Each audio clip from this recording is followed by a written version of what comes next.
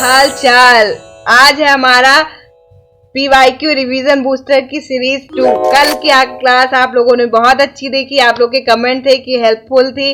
तो आज हमारी नेक्स्ट सीरीज आ गई है। टॉप 10 क्वेश्चन आए। ये पूरा 101 शिफ्टों का निचोड़ होता है जो बहुत बार आया है एग्जाम में, रिपीटेड आया है, फिर भी हम उनको पढ़ रहे हैं क्योंकि ये फिर आएंगे। जब हर बार आ रहे हैं तो फिर आएंगे। 101 शिफ्टों में बार बार आए हैं तो ऐसे क्वेश्चन है जो आपकी दिमाग की बत्ती ऐसे जला रहे हैं। तो इसको आप लोग पढ़ते रहिए क्योंकि आपके पास एक दर्द है, कितना भी पढ़ लूं पर एग्जाम में वही पूछते हैं जो स्किप करके आता हो। तो अब आप लोग को रूल ये बनाना है कि मैम हमें स्किप नहीं करना। और आप लोग देखो सिलेबस सब पढ़ लेते हो, सारी सीरीज ले लेते हो, सब कुछ कर लेते हो, पर करते क्या हो, मेन टॉपिक स्किप कर देते हो। पर स्किप नहीं करना, आप पढ़ना है। इस बार सिलेक्शन होगा तो होगा, मैथ में कोई दिक्कत नहीं होगी क्योंकि आप लोग सही जगह पे जुड़े हो। चलिए आज का पहला नंबर क्वेश्चन चालू करते हैं। लिखा है 5 वर्ष पहले प्रिया की आयु और मीरा की आयु का अनुपात इतना था, तो उनकी वर्तमान आयु का अंतर 10 वर्ष है। मीरा की वर्तमान आयु कितनी, बताओ। ये क्वेश्चन को डाटा बता रहा है कि 80% बच्चों ने स्किप कर दिया और जो 20% में थे 10% ने गलत किया। पर क्यों गलत किया? इतना आसान सवाल, क्योंकि उनके पास रिवीजन की कमी थी। आपके पास नहीं रहेगी। क्या लिखा है? 5 वर्ष पहले प्रिया की आयु और मीरा की आयु का अनुपात इतना है, उनकी वर्तमान आयु का अंतर 10 वर्ष है, तो मीरा की वर्तमान आयु। हम लोग बिल्कुल नहीं भटकेंगे, बिल्कुल नहीं भटकेंगे, कॉन्सेंट्रेट पढ़ो आराम से। फिर लिखा हमने प्रिया और मीरा कि आयु का अनुपात 3:2 था। कब था ये? कब था? 5 वर्ष पहले। 5 वर्ष पहले उनकी वर्तमान आयु का अंतर, तो अब उनकी आयु कितनी होगी? 5 वर्ष पहले इतना था तो उनकी वर्तमान आयु, अगर आप सोचो आपका 5 वर्ष पहले एज 20 वर्ष थी तो अब कितनी होगी? 5 वर्ष बाद अब कितनी होगी? 25। आप क्या करेंगे? इसमें खटाक से तुरंत ही 5 जोड़ देंगे बिना सोचे समझे ज्यादा। तो इनका जब ये अनुपात में है तो हम इनको x दे देते हैं। तो 5 वर्ष पहले इनकी आयु थी 3x, तो अब हो जाएगी 3x में ये भी 5 जोड़ देंगे, ये भी 2x प्लस 5 दोनों हो गया। तो कह रहा है दोनों की आयु का डिफरेंस 10 है, तो हम दोनों का डिफरेंस निकाल लेते हैं। 3x में 2x गए, x बचा, 5 में 5 गया 0, दोनों का अंतर आ गया 10, डिफरेंस 10 आ गया। तो कह रहा है मीरा की वर्तमान आयु, तो मीरा की वर्तमान आयु ये है ना, मीरा की वर्तमान आयु ये है ना, तो बस इसी में हमें x की वैल्यू 10 रख देनी है। बिल्कुल आ गया, आ गया। अरे चुटकियों में इतना आसान था? हाँ इतना ही आसान था।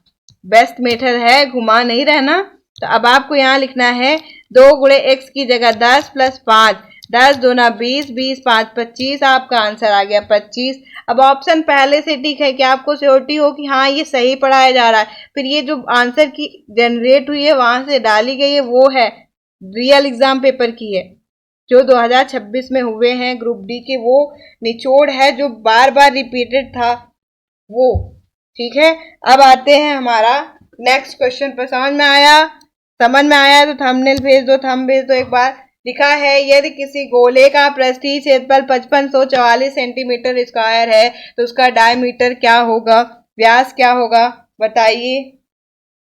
गोले का पृष्ठीय क्षेत्रफल। अब यहाँ आते हैं हमारे किसकी कमी होती है? फॉर्मूला की। बच्चा कहाँ छोड़ के आता है, उसको सब पता होता है कैलकुलेशन कैसे करना है, क्या करना है, कैसे, उसके पास केवल फॉर्मूला की कमी है। आप बताओ गोले का पृष्ठीय क्षेत्रफल क्या होता है? जिसको पता है वो सिकंदर, जिसको नहीं पता उसका सवाल यहीं से खत्म, है ना। तो हमारा इसीलिए हम रिवीजन बूस्टर कराते हैं, इसके बाद हम सारे इसमें रिवीजन हो जाता है। आप अगर 10 दिन टॉप 10 क्वेश्चन कर रहे हो तो आपके 100-150 क्वेश्चन हो जाएंगे, तो आपका पूरा सर्कल रिवीजन हो जाएगा पूरा। कुछ फॉर्मूला भी होंगे, उसके लिए अलग से रिवीजन सीरीज आ जाएगी, क्योंकि सबसे ज्यादा फोकस PYQ समझो, पैटर्न पकड़ो और सिलेक्शन को पाओ, सिलेक्शन अचीव करो। ज्यादा महाभारत रामायण नहीं लिखनी, लाइफ को शॉर्ट तरीके से अच्छे से करना है कि सिलेक्शन हो जाए। तो यदि किसी गोले का पृष्ठीय क्षेत्रफल का सरफेस एरिया क्या होता है?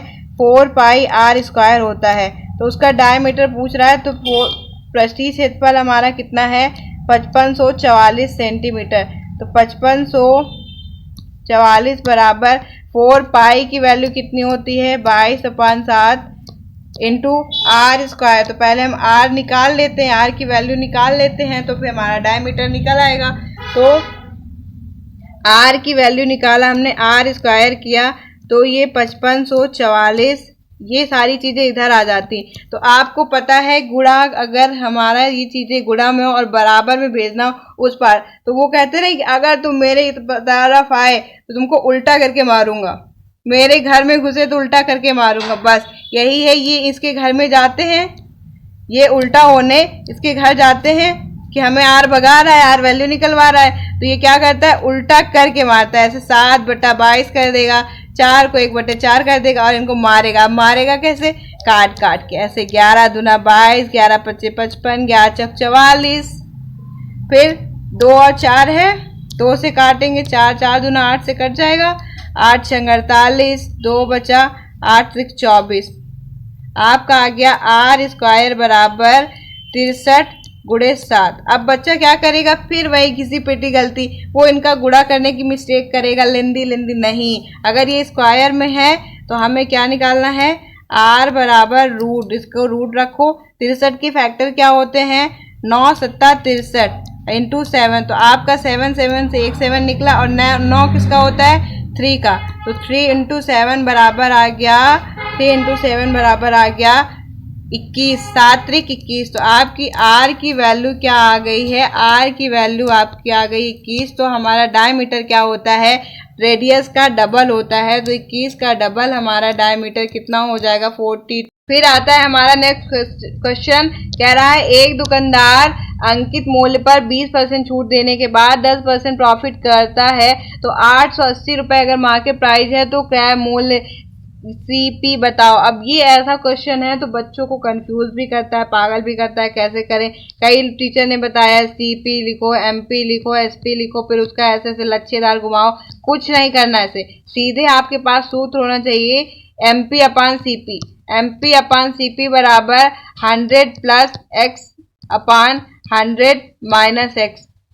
ये हमारा 100 प्लस एक्स की जगह हमारा प्रॉफिट परसेंट होता है, और ये एक्स की जगह होता है हमारा यहाँ पर डिस्काउंट परसेंट। अब यहाँ पर लिख दो, अगर हमारा 880 एमपी था, सीपी पूछ रहा है, तो अगर प्रॉफिट क्या कह रहा है, अंकित मूल्य पर 20% छूट, 100 माइनस 20 बराबर क्या लिखा है, 10% का लाभ, 100 प्लस 10।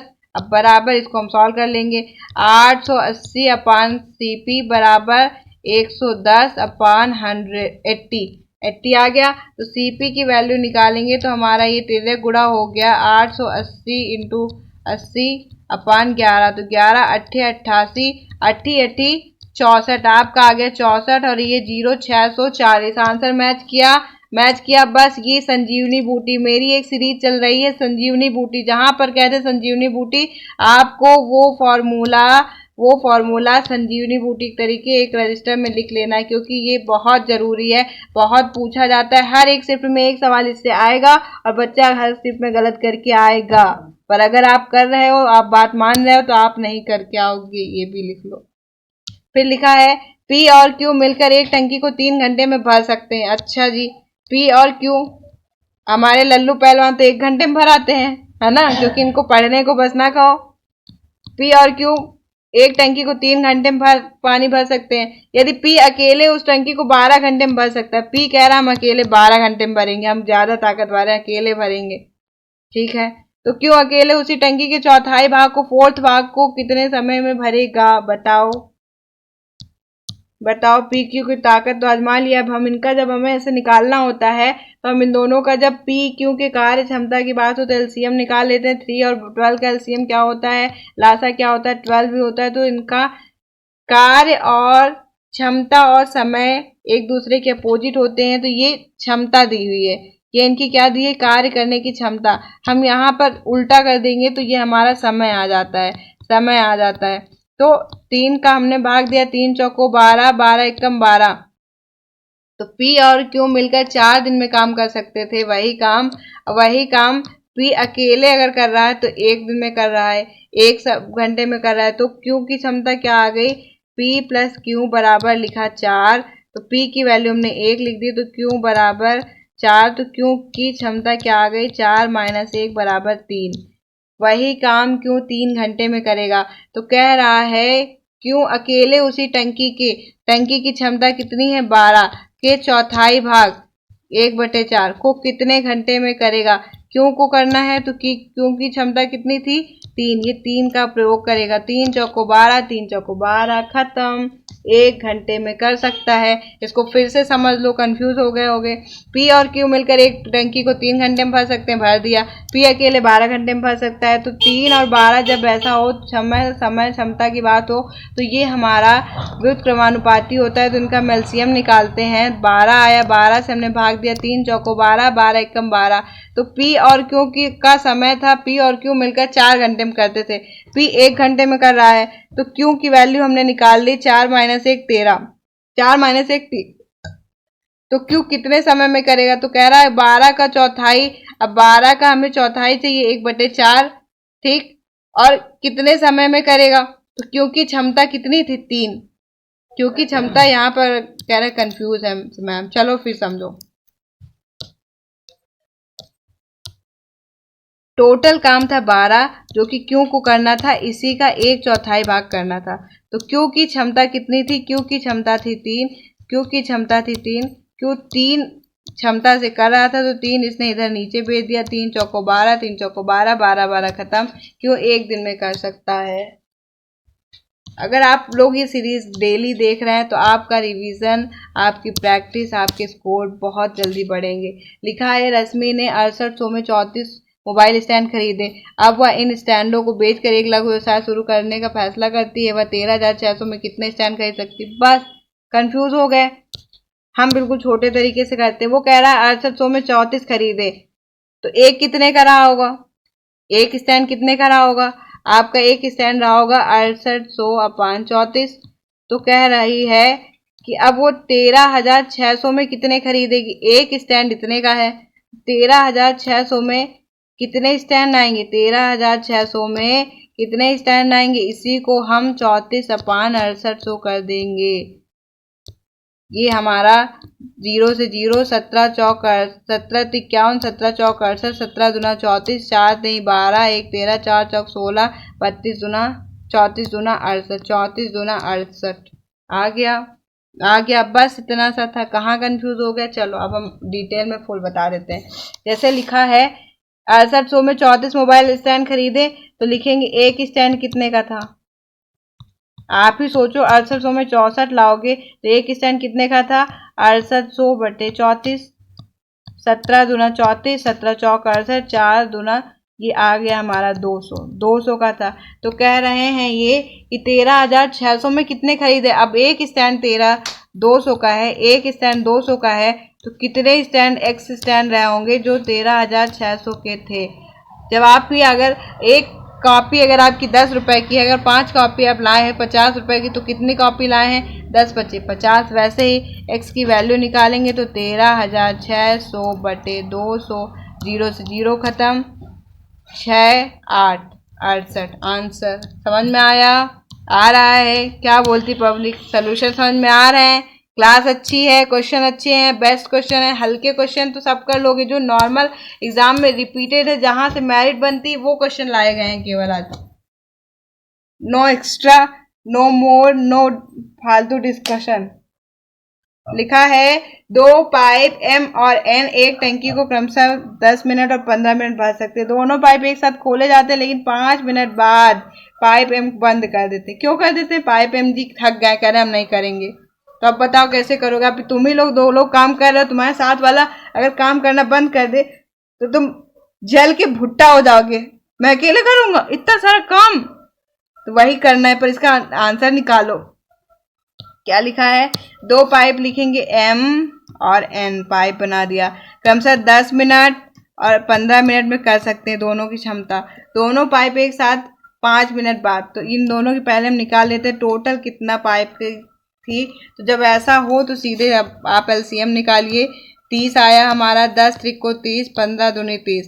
तो इन दोनों ने कितना किया, 5 मिनट बाद एम को बंद कर दिया जाता है। तो दोनों पाइप ने, लिखो दोनों के द्वारा किया गया काम, दोनों द्वारा काम तो दोनों ने 3 2 5 काम किए। कितने मिनट काम किया? 5 मिनट। तो 5 50 25 काम हो गए। तो शेष काम कितने बचे आपके पास? 30 - 25 बराबर 5 बचा। तो कह रहा है टंकी को भरने में कुल कितना समय लगेगा। तो किसने बंद कर दिया? पाइप एम को बंद कर दिया गया। तो अब कौन करेगा काम? पाइप एन करेगा। एन 2 की क्षमता से 5 काम करेगा। कितना समय लगेगा? एन द्वारा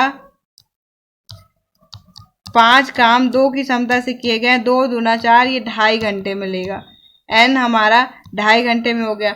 तो पूछ क्या रहा है? टोटल समय पूछ रहा है। तो टोटल समय, आपका टोटल समय क्या होगा?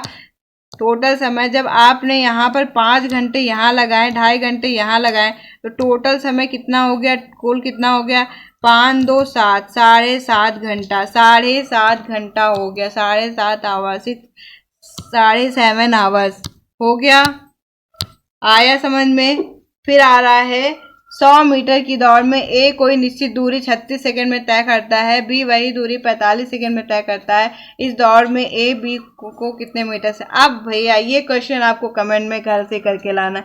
बहुत दौड़ रहे हो ना, कल आपकी नेक्स्ट सीरीज होगी, आप उसमें बताइएगा कि आपको इनका आंसर करके भेजना है। कमेंट में नहीं आ रहा तो उसको भी बताइए कि मैम हमें नहीं आ रहा है।